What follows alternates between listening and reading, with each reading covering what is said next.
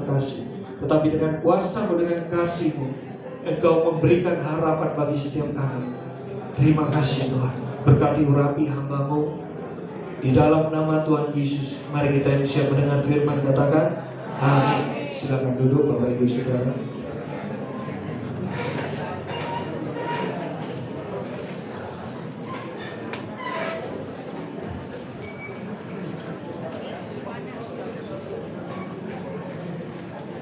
Shalom, selamat malam Bapak Ibu Saudara. Saya ucapkan ikut berduka cita sedalam-dalamnya, terutama untuk COVID-19.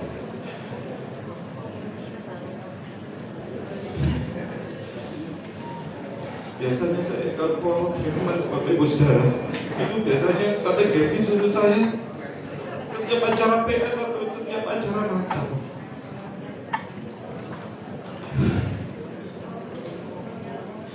Tetapi saat ini saya sharing firman pada acara kepercayaan Tante Devi, sungguh saya gak menduga Tante Devi itu orangnya sangat care.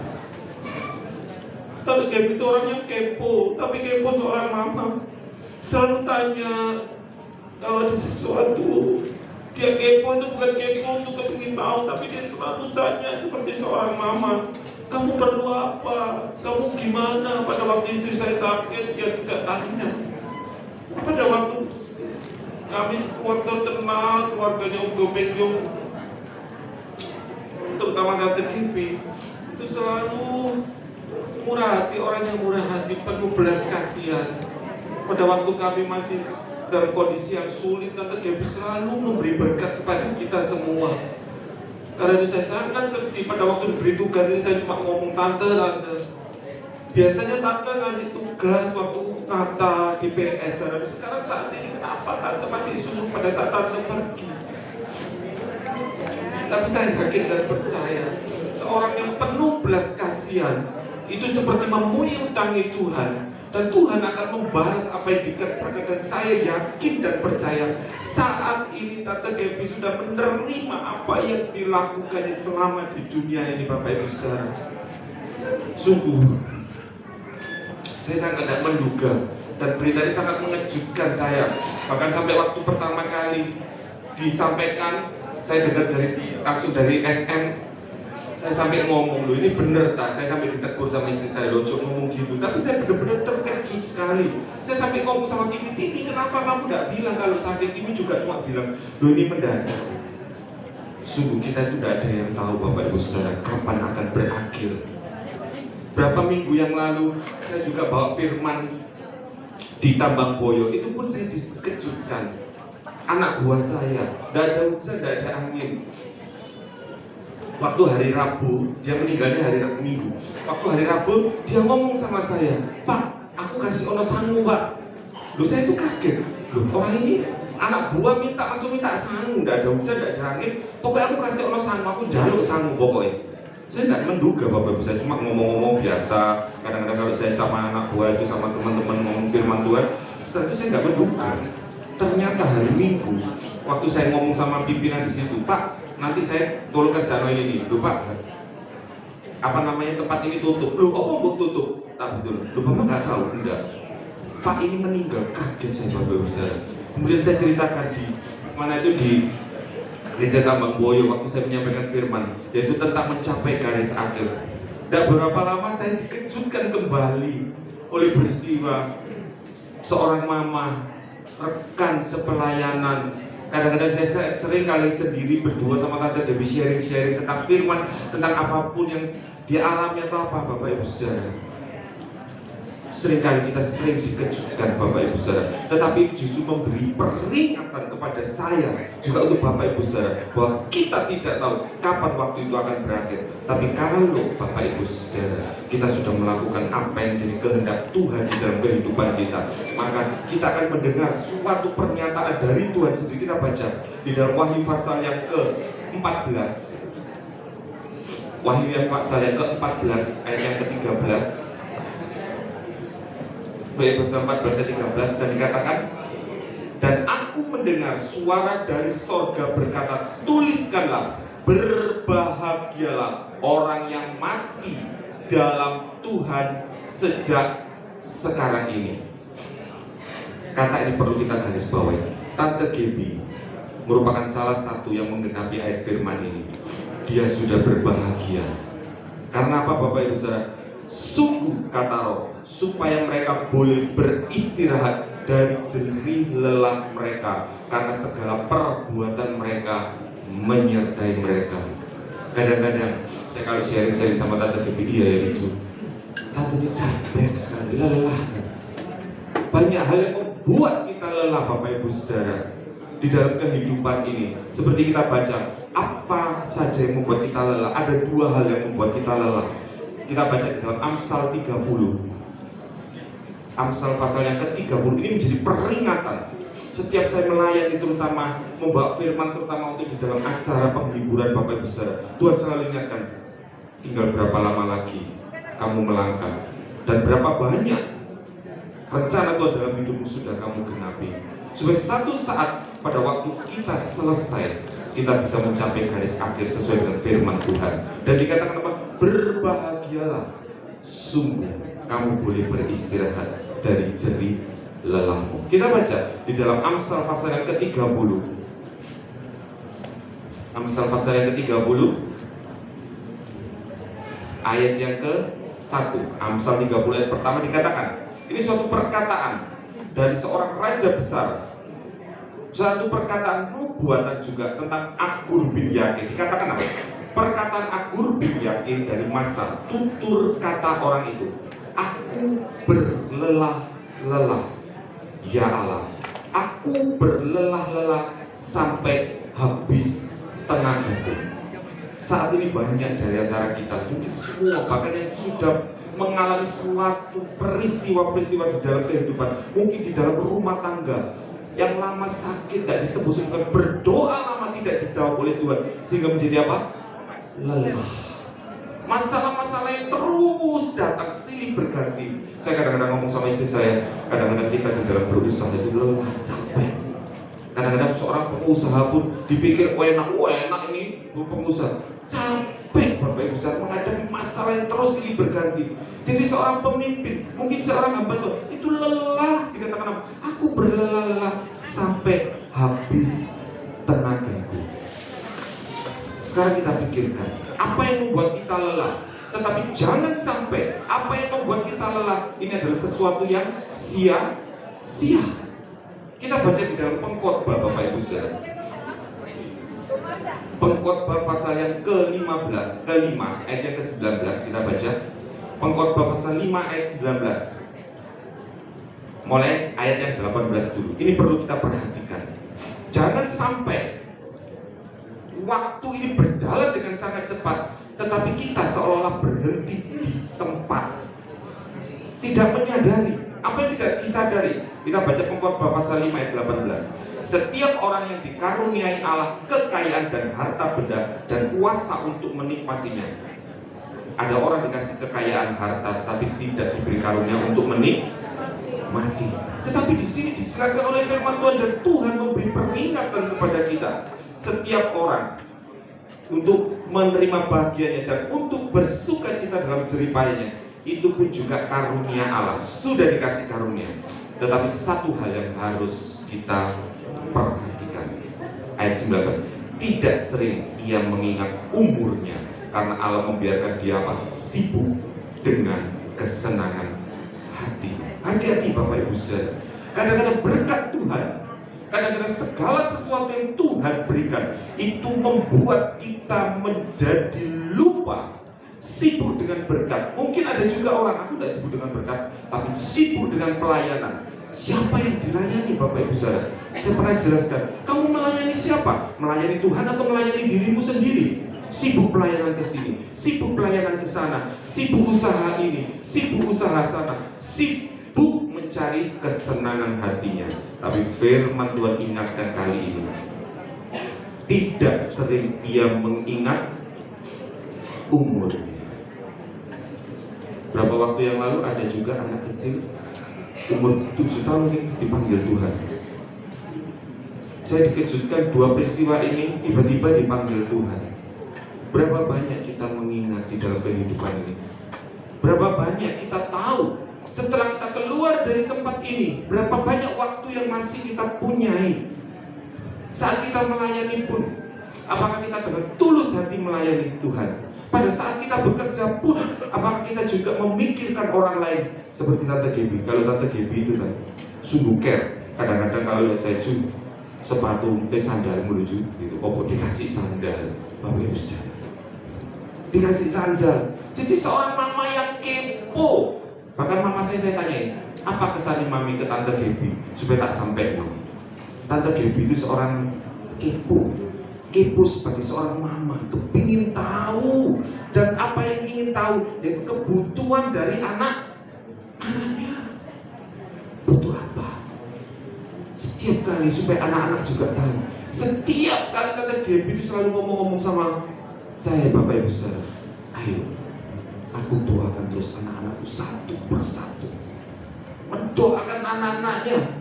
Doa itu selalu dinaikkan. Dan dia bilang, ayo Miju juga doakan juga.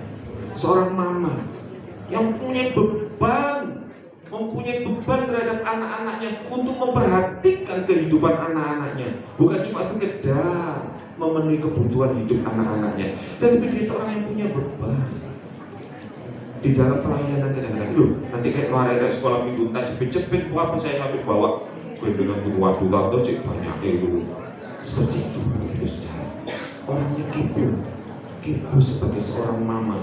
Jadi kalau anak-anak saat ini punya mama yang kepo dan memperhatikan hidupnya, itu bersyukur dan beruntung ada yang memperhatikan. Dan sungguh jangan sampai seperti tadi Tuhan katakan, sibuk dengan kesenangan hatinya. Kadang-kadang kalau sudah capek lelah, seolah-olah hidup ini kok kayak gini terus ya. Tuhan ingatkan, hati-hati.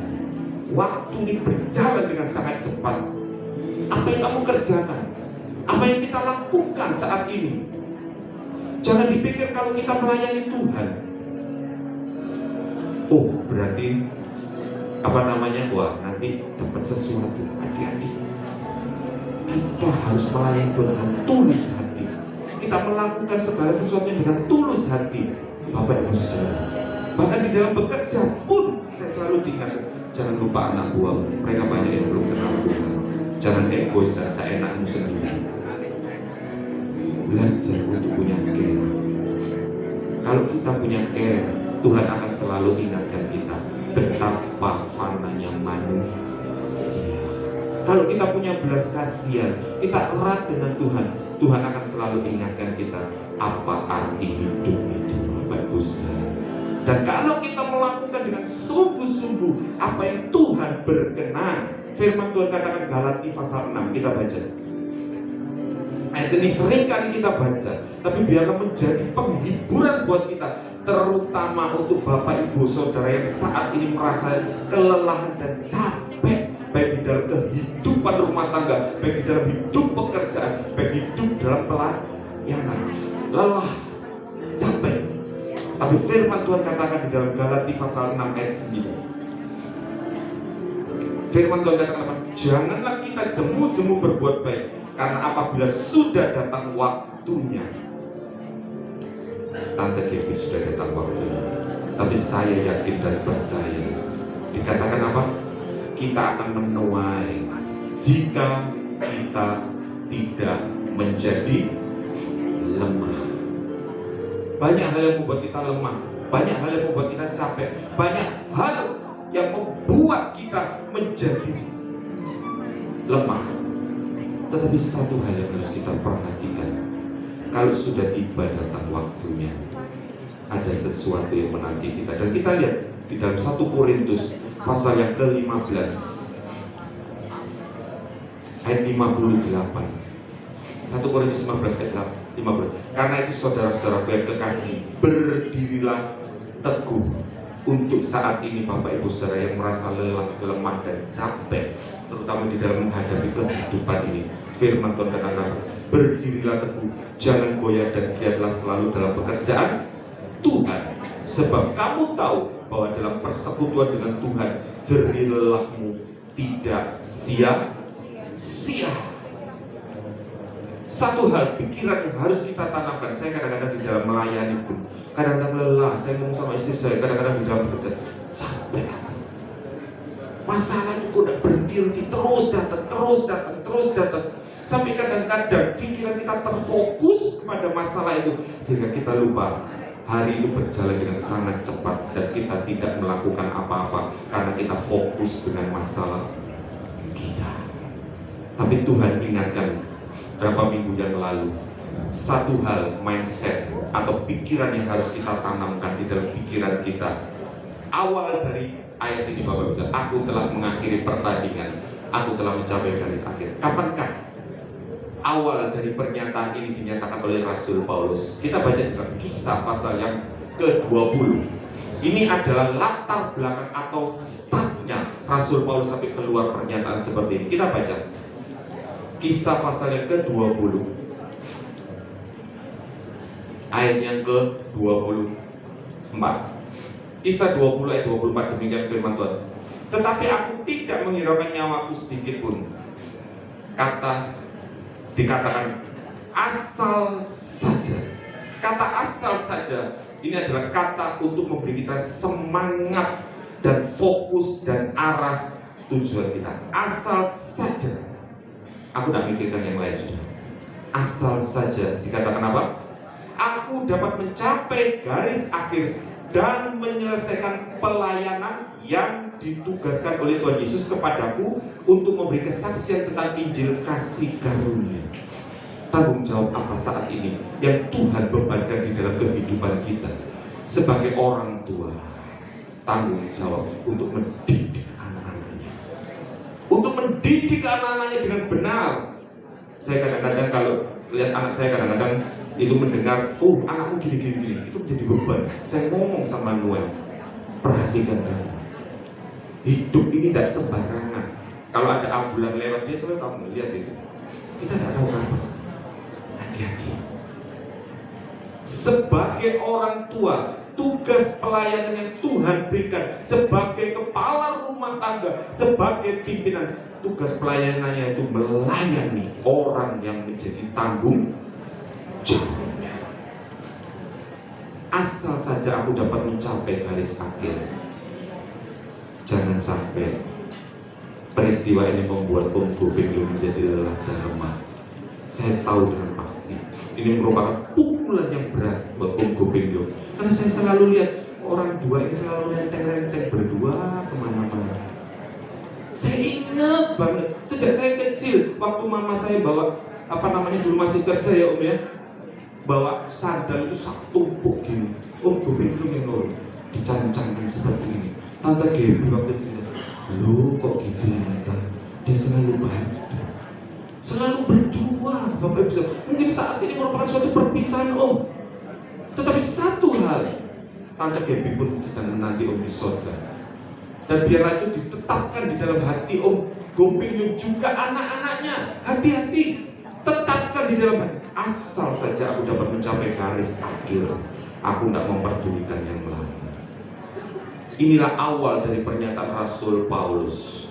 Dan ini biarlah menjadi awal dari pernyataan kita. Asal aku dapat mencapai garis akhir. Dan pernyataan itu ditutup dengan apa? Aku telah mengakhiri pertandingan yang baik. Aku telah mencapai garis akhir. Awal yang baik, pikiran difokuskan. Asal aku mencapai garis akhir, dan itu menjadi semangat, menjadi kekuatan. Aku tidak memikirkan yang lain. Mungkin peristiwa ini menjadi kesedihan buat aku, tapi saya yakin dan percaya firman Tuhan dan Roh Kudus akan memperkuat keluarga, terutama untuk Om Gopeng, bukan untuk menjadi semakin lelah dan lemah, tetapi menjadi semakin kuat untuk bertemu dengan orang yang dikasihi. Tante Gaby sekarang sedang menantikan, termasuk anak-anaknya, termasuk menantunya. Mama sedang menanti. Biar itu menjadi fokus. Ini yang melayani. Asal aku dapat mencapai garis akhir, aku akan ketemu dengan mamaku di surga. Gitu ya Dina. Asal mencapai garis akhir, juga menantu. Oh, bukan menantu. Menantu itu juga anak. Dia masuk di dalam keluarga. Aku juga akan ketemu mama tante, mama Gaby di surga. Asal aku mencapai garis akhir.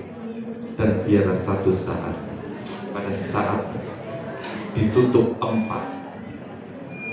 aku telah mengakhiri pertandingan iman. Janganlah suatu acara atau seremonial penghiburan ini menjadi suatu acara yang rutin, tetapi itu selalu menjadi pengingat. Saya selalu menjadi pengingat. Makanya saya ngomong sama Tante Gaby dalam hati, Tante, tak sampai apa yang menjadi isi hatimu. Mama saat ini tetap berdoa untuk anak-anak. Dikatakan apa? Sudah mencapai garis akhir. Mungkin anak-anak mungkin tidak menyadari pada waktu hidupnya. Oh, mamaku cerewet mungkin.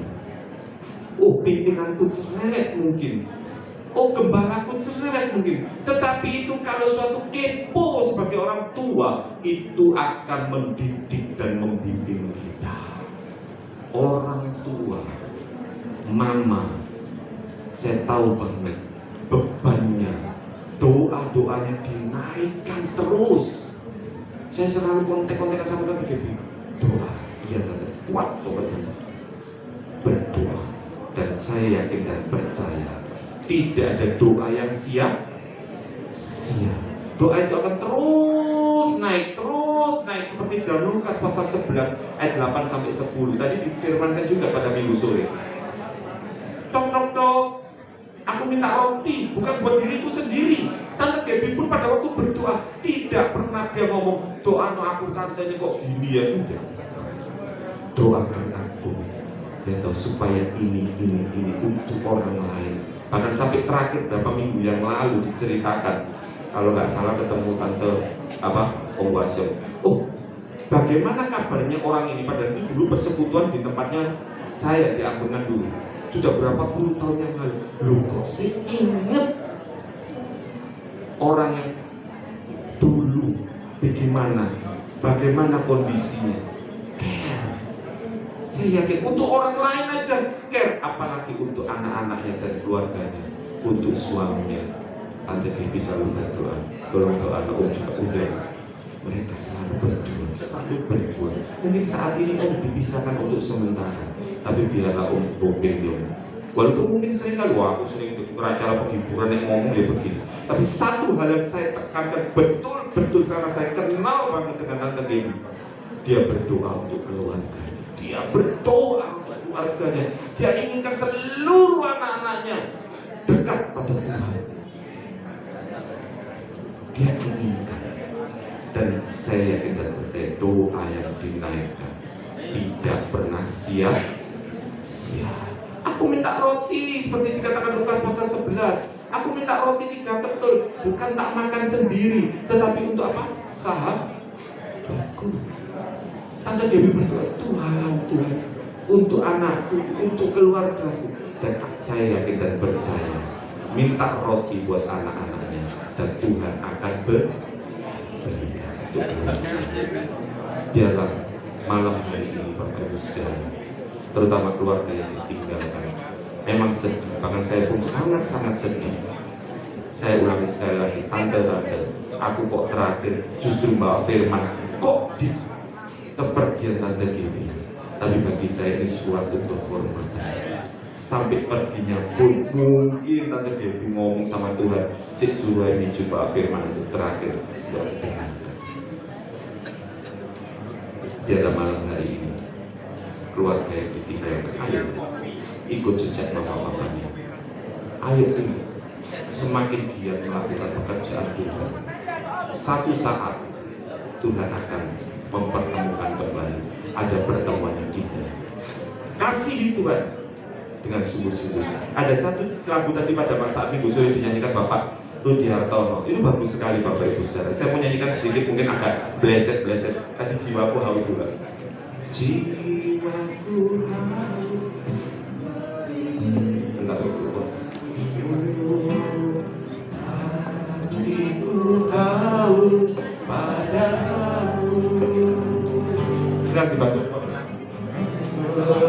Melayanimu seumur hidupku sampai ku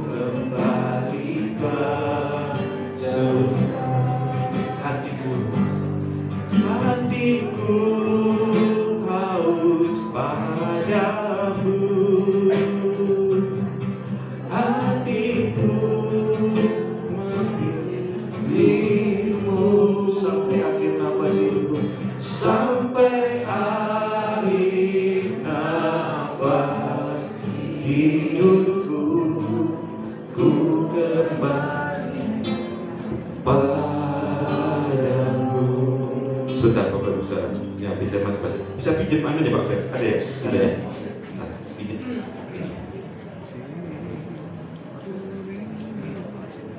Ini Bapak Ibu Saudara, ini lagu perlu kita hayati kata-katanya. Kita nyanyikan sekali. Jiwaku sungguh merindukanmu, hatiku haus padamu. Ku mau selalu tinggal di dalammu, menikmati kebaikanmu. Yang kedua, hari berganti. Hari berganti, tahun pun berlalu, sampai memutih rambutku, melayanimu seumur hidupku, sampai ku kembali padamu. Katakan hatiku, Yesus kau yang ku cinta, selamanya kau ku cinta, sampai akhir nafas hidupku. Yesus kau kekasih jiwaku. Perhatikan kata-kata di Bapak Ibu Saudara, supaya setiap acara penghiburan bukan cuma sekedar seremonial belaka, tetapi ini sungguh-sungguh mengingatkan apa arti hidup kita ini. Jangan sampai kita lupa akan umur kita, tapi biarlah kita selalu ingat. Kita nyanyikan satu kali lagi, kemudian saya kembalikan kepada diri. Jiwaku sungguh merindukanmu, hatiku haus padamu. Katakan dengan sungguh-sungguh. Ku mau selalu tinggal di dalammu, sampai kebaikanmu. Katakan yang kedua. Hari berganti, Hari tahun pun berlalu, tahun pun berlalu, sampai memutih rambutku, sampai memutih rambut, melayanimu seumur hidup. Mau Bapak Ibu Saudara?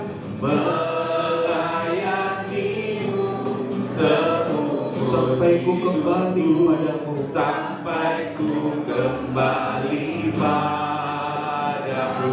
Katakan, kau yang ku cinta, Yesus yang kau ku cinta, selamanya kau ku cinta, selamanya kau ku cinta, sampai akhir nafas hidupku, sampai akhir nafas hidupku.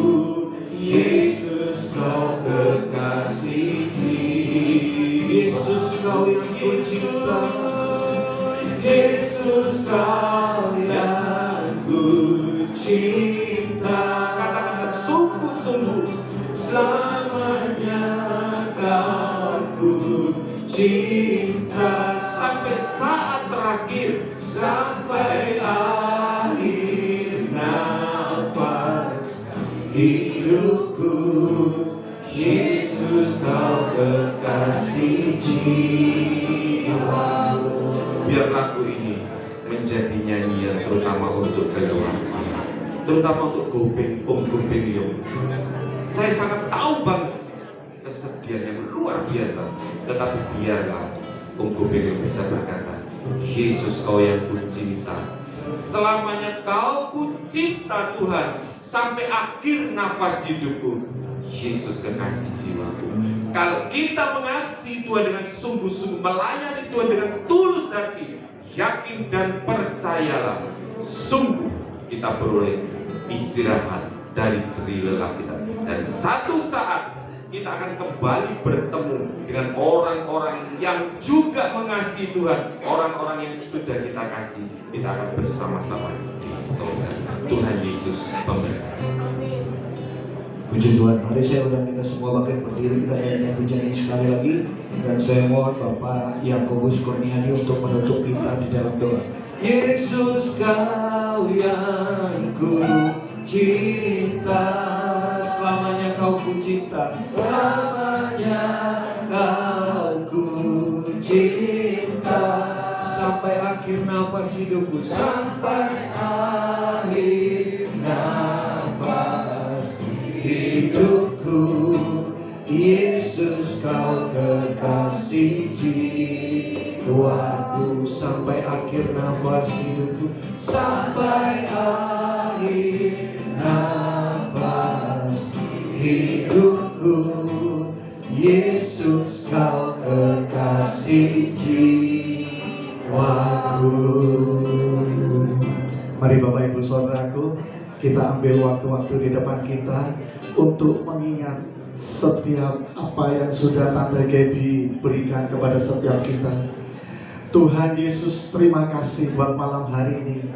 Kami boleh melihat lagi karya-Mu yang ajaib sudah Kau kerjakan kepada seorang Ibu Gaby, Tuhan. Tuhan, kami percaya 65 tahun waktu Ibu Gaby selama diberi kehidupan di dalam dunia ini, banyak hal yang sudah dikerjakan oleh Tante Gaby kepada setiap kami, kepada suami, kepada anak, kepada menantu, kepada cucu, kepada teman dan sahabat, kepada saudara. Bapa, kami percaya ada sesuatu hal yang baik yang malam hari ini boleh kami kenang, Tuhan. Kami percaya Tuhan, segala warna yang sudah diberikan Tante Gaby kepada keluarga, teristimewa kepada Tuhan, malam hari ini Tuhan, biarlah Engkau yang meneruskan, biarlah Engkau yang menggantikan Tuhan kehadiran Ibu Gaby di dalam keluarga. Dan kami percaya Tuhan, inilah yang terbaik. Engkau memanggil Tante Gaby di saat yang terbaik, dan kami percaya Engkau akan meneruskan karyanya Tuhan di dalam keluarga dengan tetap baik dan selama-lamanya baik. Tuhan Yesus, malam hari ini di tengah-tengah duka cita kami yang mendalam Tuhan, kami percaya Tuhan, ada suatu sukacita yang lebih besar dari duka cita kami, sehingga malam hari ini kami boleh tetap berdiri di dalam duka kami untuk mengatakan bahwa Engkau baik. Engkau baik Tuhan, selama-lamanya Engkau baik, dan yang sudah Kau kerjakan adalah yang terbaik. Bapa, kami percaya saat ini tubuh Tante Gaby ada di dalam ruang adiasa ini, tetapi tubuh rohnya Tuhan boleh masuk di dalam surga dengan suatu sukacita yang luar biasa. Engkau menyambut kepulangan Tante Gaby ke surga dengan penuh sorak-sorak, seluruh isi surga bersukacita, bergema, karena Tante Gaby telah mengakhiri pertandingan imannya, menyelesaikan kehidupannya sampai di garis akhir finish dengan tetap menjaga imannya indah di hadapan-Mu. Bapa, malam hari ini sekali lagi kami sungguh bersyukur di tengah-tengah duka cita kami. Tuhan, biarlah Allah Roh Kudus, Engkau memberi kekuatan kepada keluarga yang ditinggal, buat buat ketiga anaknya, buat ketiga menantu Tuhan, dan cucu-cucunya Tuhan. Mari Tuhan, Kau berikan kekuatan, penghiburan dari surga, damai sejahtera dari surga, sehingga setiap ingat akan kebaikan Tante Gaby Tuhan, kami percaya Roh Kudus, Engkau yang akan memberikan sukacita, Engkau yang akan memberikan kekuatan yang baru kepada keluarga yang ditinggal, bahkan untuk setiap kami. Terima kasih Bapa, kami sungguh bersyukur buat kesempatan malam hari ini. Kami boleh ada di rumah duka, kami boleh lagi melihat seorang pahlawan iman telah pulang ke surga, dan inilah seorang pahlawan yang mengakhiri hidupnya dengan penuh kemenangan. Terima kasih ya Bapak. Kalau sebentar kami akan mengakhiri ibadah penghiburan malam hari ini, kami serahkan acara-acara selanjutnya di dalam tangan-Mu. Bahkan hari-hari yang akan kami jalani, kami serahkan di dalam tangan-Mu. Biarlah yang terbaik, yang terindah, dan yang termulia boleh Kau kerjakan di dalam kehidupan kami. Di dalam nama Tuhan Yesus, kami sudah mengucap syukur dan kami sudah berdoa. Amin. Puji Tuhan, mungkin ada dari pihak keluarga yang ingin menyampaikan. Ya, terima kasih buat perhatian Bapak Ibu Saudara sekalian.